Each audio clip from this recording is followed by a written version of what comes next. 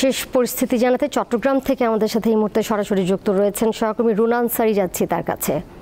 Runa, BNP প্রার্থী এরশাদুল্লাহর ঠিক এই মুহূর্তে শারীরিক অবস্থা সম্পর্কে চিকিৎসকরা কি জানিয়েছেন জানাবেন। গুলিবিদ্ধ তো আরেকজন রয়েছেন, তার শারীরিক কি অবস্থা? তাকে চিকিৎসকরা যেটি জানিয়েছেন তার অবস্থা ভালো রয়েছেন এবং তার পেটের বাঁ পাশে যে গুলিটি সেটি তার পেটের বাঁ পাশে লেগে বের হয়ে যায় এবং তার পায়েও একটি গুলি লাগে, সেটি অস্ত্রোপচার হয়েছেন এবং তিনি আশঙ্কামুক্ত রয়েছেন এমনটাই আমরা জেনেছি এবং তিনি কথা বলছেন, তার পরিবারের সদস্যদের সাথেও তিনি কথা বলেছেন, চিকিৎসকরা এমনটা জানিয়েছেন এবং অন্য একজন যে গুলিবিদ্ধ সেও এখানে চিকিৎসাধীন রয়েছেন, সেও আশঙ্কামুক্ত রয়েছেন এবং আমরা জেনেছি আরও দুজন গুলিবিদ্ধ, কিন্তু তাদের গায়ে গুলি লাগেনি, তাদের গায়ের পাশ দিয়ে গুলিটা চলে গেছে, সে চট্টগ্রামের অন্য হাসপাতালে চিকিৎসাধীন রয়েছেন, এটি আমরা কিছুক্ষণ আগে জেনেছি। এরশাদুল্লাহ যে শারীরিক অবস্থা সেটি সম্পর্কে চিকিৎসকরা আমাদেরকে বলেছেন, তিনি যেহেতু তার গুলিটি পেটের বাঁ পাশে লেগে সেটি বের হয়ে না হলে তার জীবন শঙ্কায় পড়তে এমনটা জানিয়েছেন এবং জীবন শঙ্কায় পড়তে এমনটা জানিয়েছেন এবং ক্যাবিনে রাখা হয়েছে এবং তার সাথে যে একজন চিকিৎসক রয়েছেন তিনি সার্বক্ষণিক তার চিকিৎসা দিয়ে যাচ্ছেন এবং তার শারীরিক অবস্থা এখন মোটামুটি আশঙ্কা মুক্ত এমনটাই বলা যায়।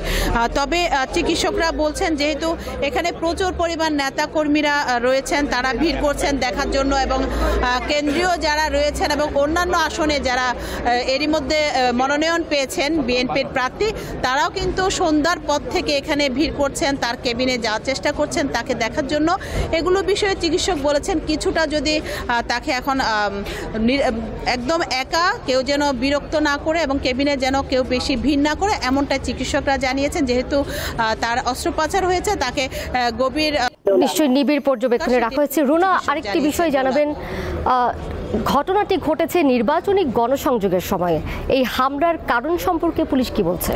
জোলা, কিছুক্ষণ আগেই রাতে বলা যায় চট্টগ্রাম পুলিশ কমিশনার তিনি এখানে এসেছেন, তিনি হামলা বলেছেন এটি একটি সন্ত্রাসী হামলা, এটিতে আসলে নির্বাচনে কোনো ধরনের প্রভাব পড়বে না, যেহেতু যে মারা গেছেন সরওয়ার বাবলা, তার সাথে একজন পিচ্চি সাজ্জাদ, আপনারা নিশ্চয়ই জানেন বেশ কিছুদিন আগেও কিন্তু তার উপর হামলার একটি ঘটনা ঘটেছিল এবং সে সাজ্জাদ এখন বর্তমানে কারাগারে রয়েছেন, কিন্তু তার যারা অন্যান্য তার কর্মী বাহিনীরা রয়েছেন তারা হয়তো তার উপর হামলা করেছেন। এটি টার্গেট হয়তো সরওয়ার বাবলার উপরে টার্গেটটা ছিল, যেটি যেহেতু একটি গণসংযোগে বিভিন্ন ধরনের লোকজন থাকে, এই গণসংযোগের মধ্যে ঢুকে কিন্তু সেই গুলির ঘটনাটি ঘটেছে। আমরা একটা ভিডিও ফুটেজে দেখেছি গণসংযোগের ভেতর থেকে কিন্তু গুলির ঘটনা ঘটে।